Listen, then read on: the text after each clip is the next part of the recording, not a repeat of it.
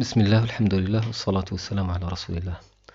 Dans cette séquence vidéo, cette séquence vidéo, elle sera consacrée au TP numéro 2, intitulé Manipulation de porte-monnaie. Le TP a pour objectif de toucher les notions de classe, d'objet, de voir comment utiliser les tableaux, notamment les tableaux d'objets.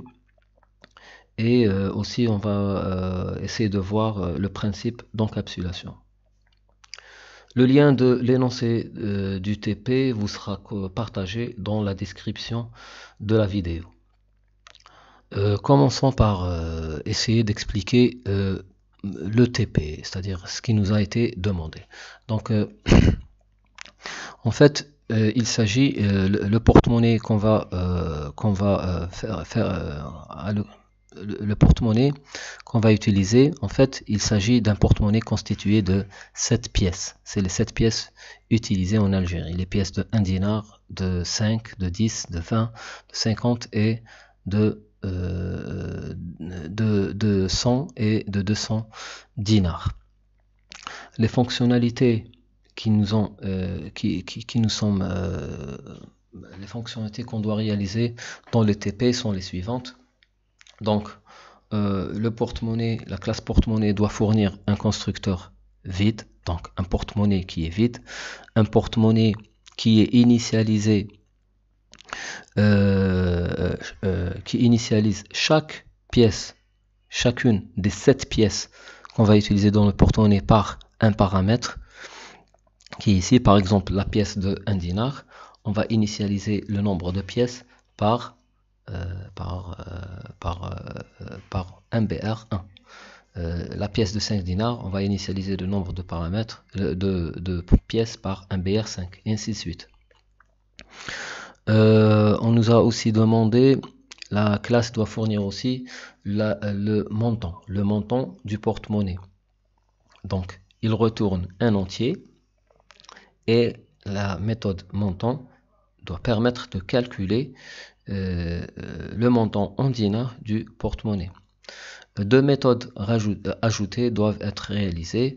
La première variante, c'est une méthode à laquelle, c'est-à-dire c'est une méthode qui permet de rajouter un certain nombre de dinars passés en paramètres à notre porte-monnaie. Donc, la surcharge, la deuxième variante, c'est une surcharge de la première méthode. Donc, on n'utilise pas les dinars, mais on va faire le rajout dans chaque pièce. Donc, la pièce de 1 dinar, on va lui rajouter un certain nombre de pièces, donc MBR1. La pièce de 5 dinars, on va lui rajouter un certain nombre de pièces, MBR5, et ainsi de suite. La méthode déboursée, elle permet de soustraire un certain nombre de dinars du porte-monnaie. Donc on va soustraire, faut faire la soustraction. Donc regardez ici la méthode optimiser nombre pièces. La méthode optimiser nombre pièces, c'est la seule méthode qui est déclarée private. Quel est son rôle? En fait, c'est une méthode qui est déclarée private parce qu'elle ne sera pas exposée à l'extérieur de la classe. Elle va être utilisée seulement à l'intérieur de la classe. C'est le seul besoin qu'on a de cette méthode. C'est un besoin qui est interne. Elle va être utilisée dans d'autres méthodes. Donc, qu'est-ce qu'elle fait cette méthode? En fait, cette méthode permet de réduire au minimum le nombre de pièces d'un porte-monnaie. Imaginons que j'ai par exemple, pour la pièce de 1 dinar, j'ai 15 dinars. Donc, j'ai 15 pièces de 1 dinar. Donc, je peux réduire ce nombre de pièces à seulement 2 pièces. Une pièce de 5 dinars et une pièce de 10 dinars. Ça, c'est juste un exemple. Donc cette méthode, qu'est-ce qu'elle va faire? Elle va réduire le nombre de pièces du porte-monnaie au minimum. Utiliser le minimum de nombre de pièces dans le porte-monnaie. La méthode vider, c'est une méthode qui permet de réinitialiser le porte-monnaie, donc toutes les pièces, tous les nombres de pièces vont être remis à 0. La méthode toString, c'est une façon de fournir une chaîne de caractères qui représente le porte-monnaie. Elle sera utilisée pour représenter, pour faire un affichage du contenu d'un porte-monnaie. Comme vous voyez ici, ils nous ont demandé de fournir deux solutions, de proposer deux solutions. La première, elle sera basée sur 7 propriétés. Donc, pour chaque pièce, je vais utiliser une propriété. Une pour la pièce de 1 dinar, elle représente le nombre de pièces de 1 dinar. La deuxième, elle représente le nombre de pièces de 5 dinars, et ainsi de suite. La deuxième solution qu'on doit fournir, c'est une solution qui n'est pas basée sur les 7 pièces, mais qui est basée sur une seule propriété. Et cette seule propriété, elle va représenter tous les 7 pièces. Comment réaliser ça? C'est à travers un tableau. Donc un tableau qui contient 7 éléments. On nous demande d'utiliser un tableau d'objets, non pas un tableau d'entier, mais un tableau d'objets. Pourquoi? Parce que ils nous ont dit qu'il s'agit, comme vous voyez ici, il s'agit d'un tableau de pièces, donc la classe pièce qu'on doit réaliser. Cette classe, comment elle est constituée? Elle est constituée de deux attributs. Une valeur, donc par exemple la pièce de 1 dinar, sa valeur c'est 1. Et par exemple, et un certain nombre. Donc le nombre, bien sûr, il va dépendre du porte-monnaie. On peut avoir un porte-monnaie dans lequel la pièce de 1 dinar, j'ai aucune pièce de 1 dinar, mais d'autres peut-être que j'aurai des valeurs différentes. Donc ça dépendrait du porte-monnaie. Dans cette vidéo, on va essayer de se focaliser sur la première solution et on va créer une autre vidéo dans laquelle on va réaliser la deuxième solution. On va essayer maintenant d'expliquer le principe du porte-monnaie et on va essayer aussi d'expliquer les fonctionnalités, les méthodes les plus importantes avant de les implémenter dans un code. Donc on va essayer de faire ça d'une manière schématique avant de voir comment coder les méthodes. Regardez ici, ça c'est les pièces qu'on va utiliser dans notre porte-monnaie. Donc regardez ici, j'ai 7 pièces, 1, 5, 10, 20, 50, 100 et 200 dinars. Si je prends par exemple un porte-monnaie bien précis, regardez ici, un porte-monnaie dans lequel il existe 7 pièces de 1 dinar, 2 pièces de 5 dinars, 3 pièces de 10 dinars, 2 pièces de 20, aucune pièce de 50 ni de 100 et une seule pièce de 200. Le montant, si je calcule le montant, j'aurai 7 fois 2 fois 5, plus 2 fois 5, plus 3 fois 10, plus 2 fois 20, ainsi de suite, et j'aurai les 285 dinars. Quelle est sa représentation? Ça, c'est le porte-monnaie. Comment on peut le représenter sous forme d'objet? Regardez.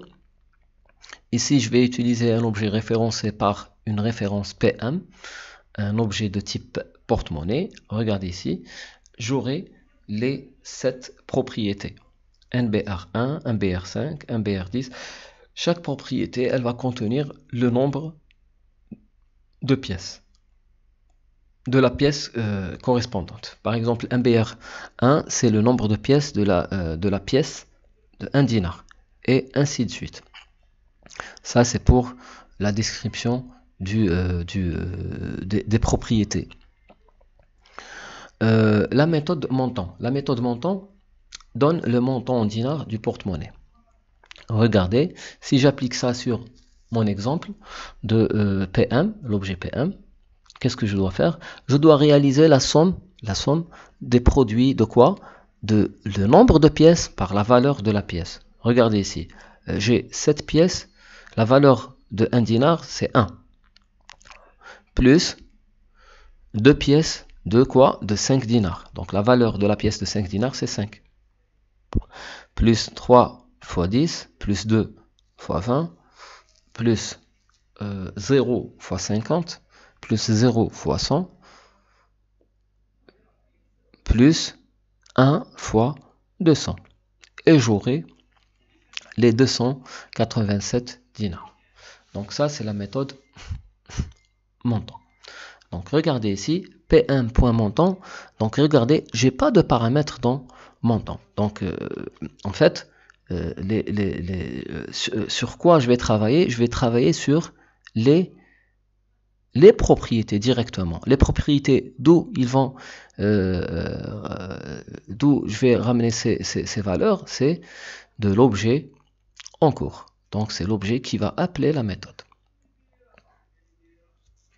La méthode ajouter, j'ajoute des dinars au porte-monnaie. Donc j'ai un état initial de l'objet, il est là. Après l'application de la méthode P1.ajouter, bien sûr, vous voyez que j'ai utilisé un paramètre, l'argument 15. Regardez comment ça va, comment l'état va changer. Donc qu'est-ce que je dois faire? Je dois rajouter, regardez, pour la pièce de 1 dinar, donc un BR1, je vais lui rajouter, qui est égal à 7, je vais lui rajouter 15, donc il devient 22. Bien sûr, le montant, il va changer. Si je recalcule le montant, on trouve qu'il va changer. Pour la méthode déboursée, on va soustraire l'argument qui est passé dans la méthode pour calculer le nouveau montant, pour voir le nouvel état de l'objet. Regardez ici comment ça va s'appliquer. J'ai l'état initial de l'objet. Si je lui applique la méthode P1.débourser 15, regardez le nouveau état et on va voir quelles sont les contraintes. Là, on ne peut pas appliquer directement, c'est-à-dire théoriquement, je vais me dire, je vais soustraire le 15, je vais le soustraire de 7 directement. Mais là, avant de faire cette soustraction, qu'est-ce que je dois faire? Je dois vérifier est-ce que ce que je veux débourser, ce 15, est inférieur au montant du porte-monnaie. Il se peut que je veux débourser par exemple 500 dinars. Et là, ça serait impossible parce que le montant de mon porte-monnaie, c'est 287 dinars. Donc avant de faire l'opération, il faut toujours vérifier est-ce que j'ai l'argent suffisant dans mon porte-monnaie. Donc qu'est-ce que je dois faire? Je dois faire le test. Si PM.montant est supérieur à 15, alors je fais la soustraction. Dans ce cas-là, on a 287, il est supérieur à 15, donc je peux faire la soustraction. Donc regardez ici, qu'est-ce que j'ai fait? J'ai directement réalisé la soustraction sur le premier, sur un BR1. Donc vous voyez bien que j'aurai un nombre négatif. Est-ce que ça pose problème ou pas? Théoriquement, vous allez me dire comment on a un nombre de pièces négatives. Mais je vous dis que il n'y a aucun problème à faire ça. Pourquoi? Parce qu'en fait, ça serait pas bien si je vais afficher ça. Mais en fait, ça c'est une étape intermédiaire. Avant de faire l'affichage de ce porte-monnaie, qu'est-ce que je dois faire? Je dois toujours appliquer la méthode optimiser nombre de dinars. La méthode optimiser nombre de pièces, plutôt, elle va nous permettre de normaliser le nombre de pièces. D'une part, j'aurai pas des nombres négatifs dans les nombres de pièces, ce qui est gênant, et aussi elle va permettre de réduire le nombre de pièces au nombre minimum. Voici la méthode nombre de pièces. Donc comment elle va opérer? Regardez, j'ai un état initial ici. Si j'applique la méthode optimiser nombre pièces sur cette méthode, regardez ici, j'ai le montant 287 dinars et j'ai le nombre de pièces qui est égal à 15. J'ai 15 pièces dans mon porte-monnaie. Donc je vais essayer de diminuer, de réduire d'optimiser et de rendre minimum le nombre de pièces dans le porte-monnaie. Donc, le nouveau état de PM, bien sûr, je vais démarrer du même état et je vais vous montrer comment on va réaliser ça. Donc, le nouveau nombre NBR, le nombre de pièces, on commence toujours par la pièce la plus grande pièce, ayant la valeur la plus grande. Ici, c'est la pièce de 200 dinars. Donc, on va voir notre montant, il contient combien de pièces de 200 dinars. Ici, on a 285. Je vais le diviser une division entière pour avoir le nombre de pièces de 200 dinars. Ici, j'aurai 1. Il va me rester combien? Il va me rester 87. Et puis, donc, le nombre de pièces, regardez ici, nombre de pièces de 200, je vais prendre la valeur 1. Je reprends maintenant le reste, qui est 87. Et je vais le diviser par 100. 87 dinars, elle contient combien de 100 dinars? Elle ne contient aucune pièce.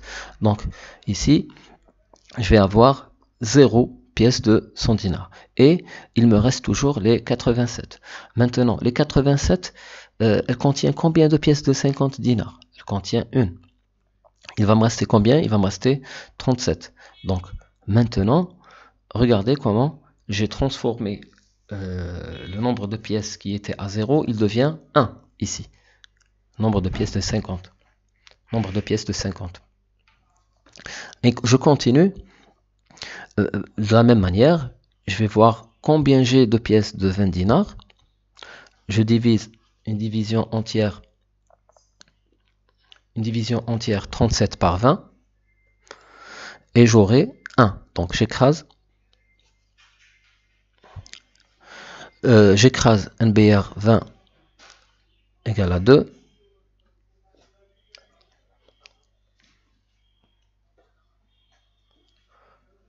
Je vais avoir 2.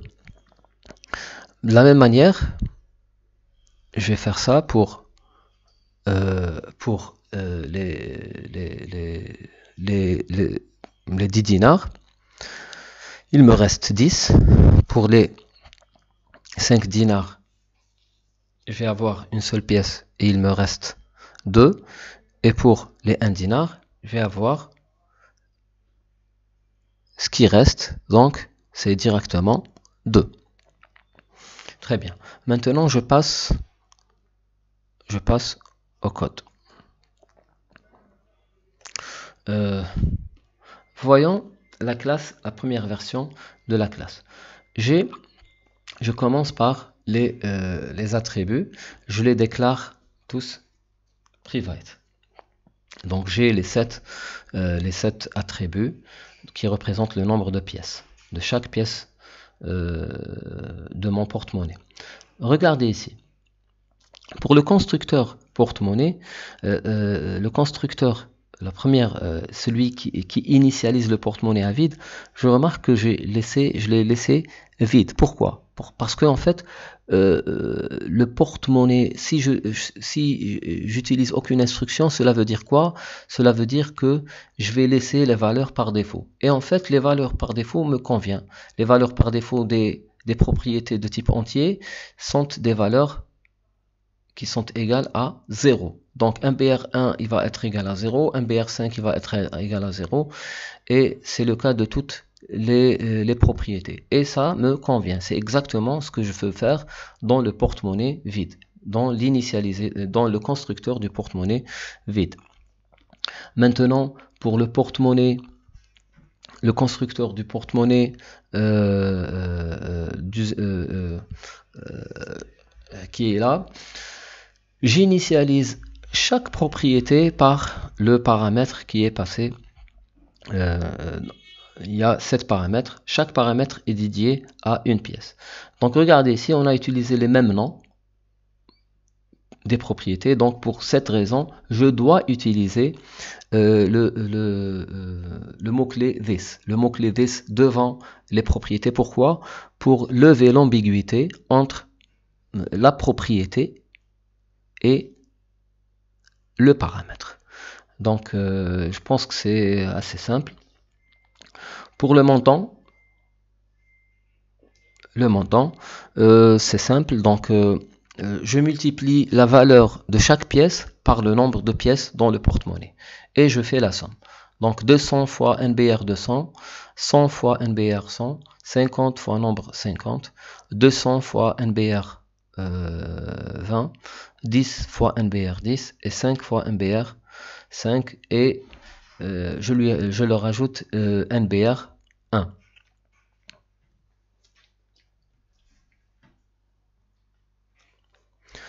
Pour la méthode ajoutée, la première méthode ajoutée, je rajoute, comme on a vu dans l'explication, je rajoute NBR 1, NBR 1, je lui rajoute les dinars qui sont passés en paramètres.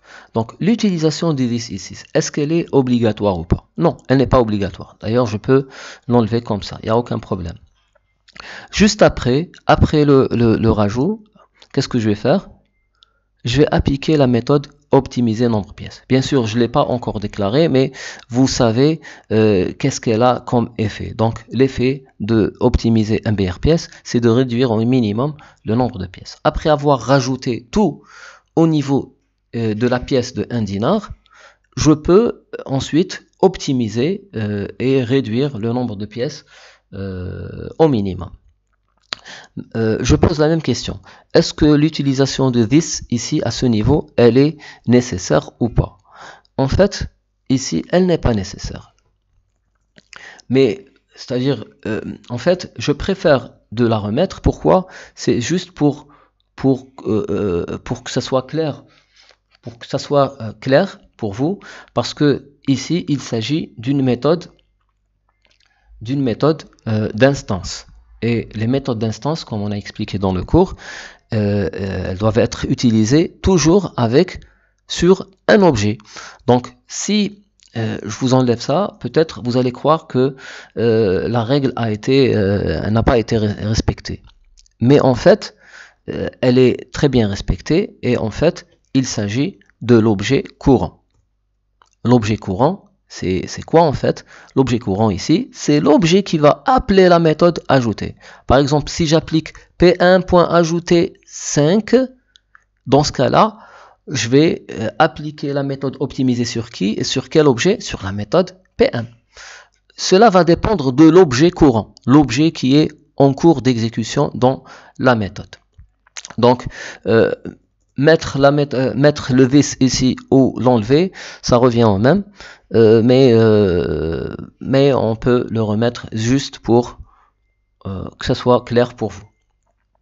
La deuxième version de rajouter, on rajoute pour chaque pièce, donc pour chaque propriété, on va lui rajouter l'argument qui est la valeur du paramètre qui est passé ici. Donc pour les 1 dinar, je vais rajouter NBR1, pour les 5 dinars, je vais rajouter NBR5, et ainsi de suite.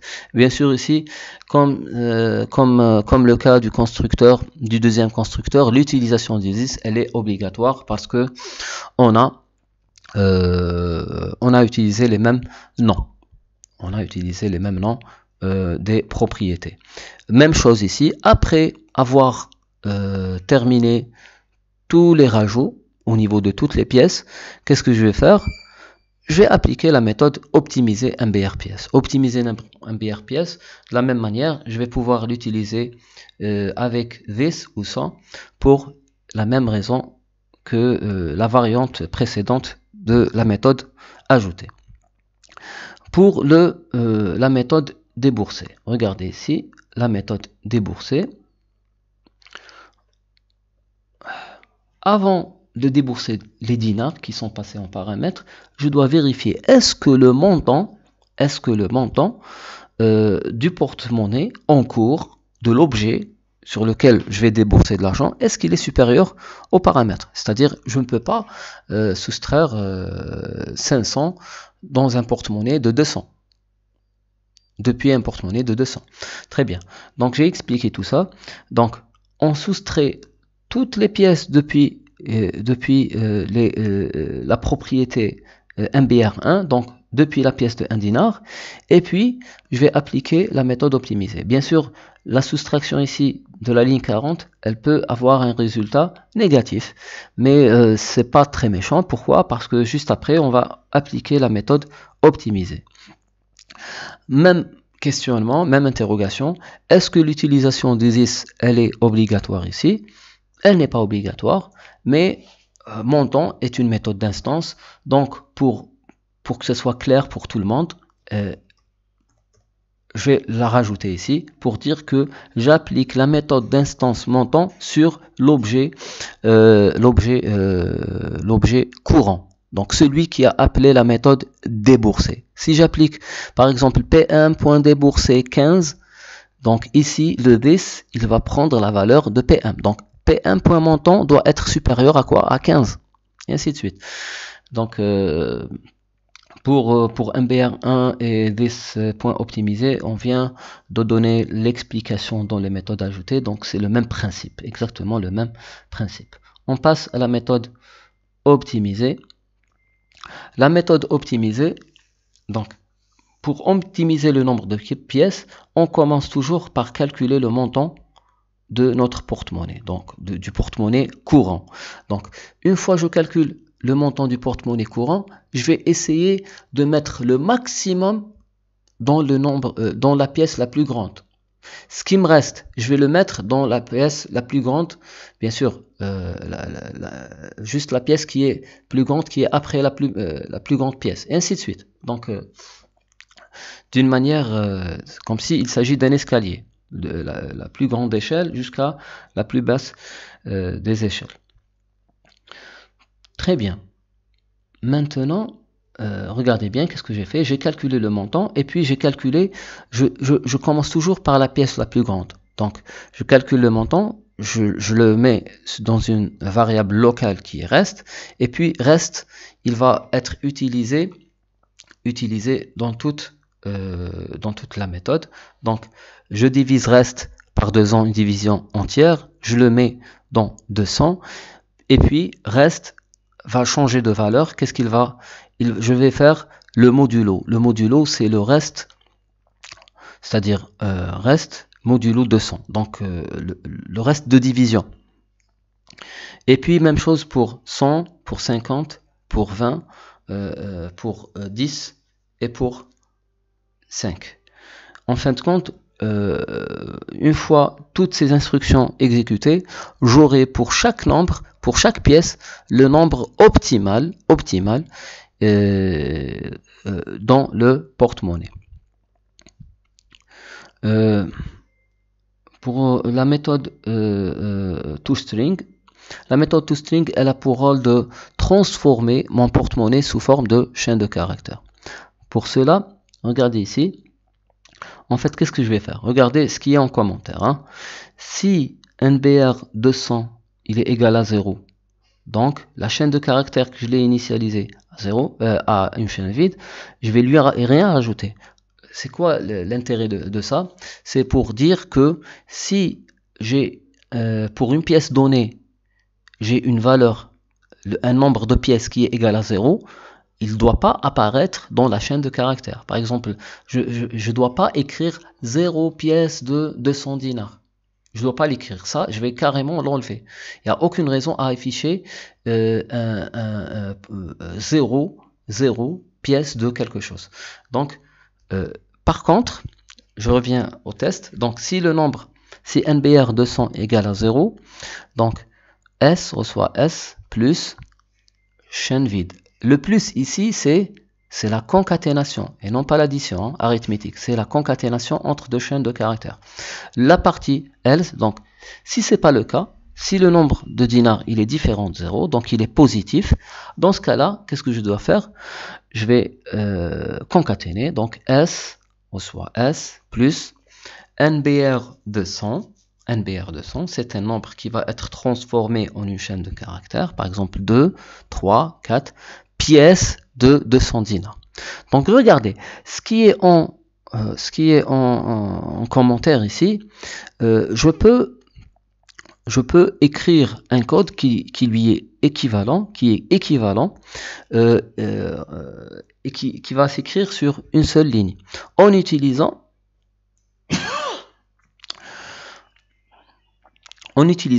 l'opérateur ternaire. Donc l'opérateur ternaire, regardez, la condition qui est là, regardez ici, la condition qui est là, je vais la mettre dans la première partie de l'opérateur. En fait, l'opérateur, il est composé de trois parties. La première partie, c'est avant le point d'interrogation. Regardez ce point d'interrogation. Là, voici la première partie. Donc ça, la première partie, c'est la condition. La deuxième partie, c'est la valeur si la condition est vraie. C'est la valeur que je dois utiliser si la condition est vraie. Regardez ici. Là, voici la valeur. Donc, si la condition est vraie, la valeur elle est égale à chaîne vide. Et puis, la troisième partie, c'est après les deux points. Donc, la troisième partie, c'est la valeur si la partie, elle est, comment dirais-je, si la condition, elle est fausse. Donc, si la condition, elle est fausse, je vais exécuter la troisième partie. Donc, qui commence après les deux points. Là, voici la troisième partie que je dois utiliser. Donc, ça, c'est l'opérateur ternaire. Bien sûr, si vous n'êtes pas à l'aise avec cet opérateur ternaire, vous pouvez refaire pour chaque ligne le même code qui est ici. Si nombre de pièces il est égal à 0, alors chaîne reçoit chaîne plus chaîne vide. Sinon, chaîne reçoit chaîne plus nombre de pièces plus pièces de certaines valeurs. Tout dépend de la pièce. Ici, c'est la chaîne de, c'est la pièce de 200 dinars. Donc, je vais chaque fois concaténer. Je commence avec une chaîne vide et regardez ici, chaque fois je concatène. Donc, la ligne 66, elle va concaténer encore. La ligne 67, elle va concaténer. Et chaque fois, regardez bien ici, je fais un retour à la ligne. Donc, anti/1.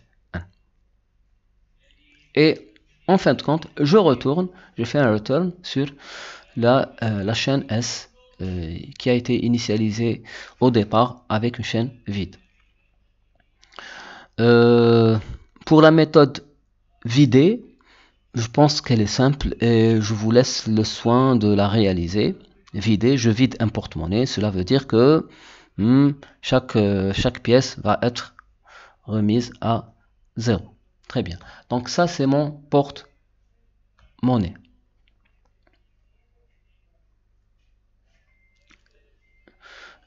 Voici le code de la classe test porte-monnaie. Donc j'ai créé un porte-monnaie, regardez ici. Donc si je revois le constructeur, donc je commence par les pièces de 1 dinar jusqu'à la pièce de... Donc 12 pièces de 1 dinar, 8 pièces de 5 dinars, 0 pièces de 10 dinars, 4 pièces de 20, 0 pièces de 50, 8 pièces de 100 dinars et 2 pièces de 200. 10 pièces de 200. Donc si je calcule le montant ici, donc 2 pièces de 200 c'est 400, plus 80 c'est 120, plus 4 fois 20, 4 fois 20 c'est 80, donc 120, plutôt 1000, donc 2 pièces de 200, 2 pièces de 200 c'est 400, 8 pièces, donc 800, donc 1200, 1200 plus 4 fois 1280, jusqu'ici, 1280 plus 1280,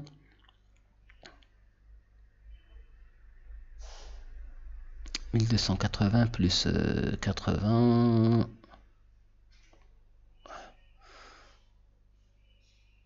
c'est 1300, 1360, je pense. 1360 plus 12. 1360 plus 12. 1360 plus 12. 1372. 1372. Très bien. C'est juste un essai de calcul. J'espère que je ne me suis pas trompé. Donc, je vais ajouter à ce PM 73. Je vais essayer d'afficher le montant. Puis, j'affiche la chaîne qui représente l'objet et l'essentiel. L'essentiel, je vais directement essayer d'exécuter et voir ce qui va être donné comme résultat. Donc je commence par la compilation Java C test porte monnaie. Pourquoi je compile le deuxième fichier, je compile pas directement la classe porte-monnaie? Parce que si je compile test porte-monnaie, il va systématiquement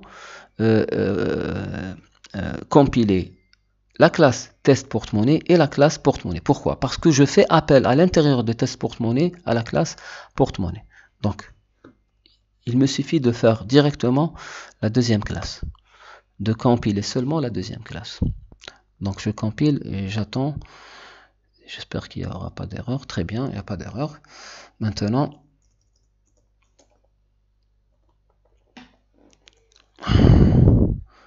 donc ici, après compilation, j'aurai deux fichiers de type .class. Test porte-monnaie.class et porte-monnaie.class. J'exécute test porte-monnaie.class. Comment? Avec Java espace test porte-monnaie. Regardez, j'ai PM, il contient 1405 dinars.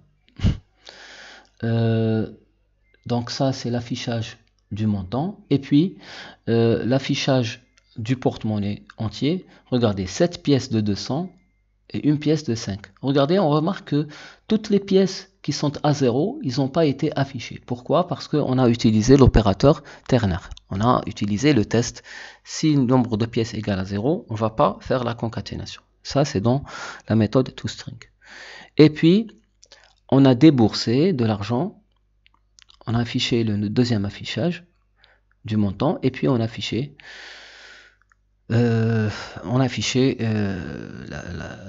l'objet PM, c'est-à-dire le porte-monnaie, le nouveau porte-monnaie, le nouvel état du porte-monnaie. Donc sur cela, on a terminé la première version. Je vous conseille d'essayer de commencer à faire déjà de refaire le TP vous-même, et puis d'essayer de faire la deuxième, de réaliser la deuxième solution.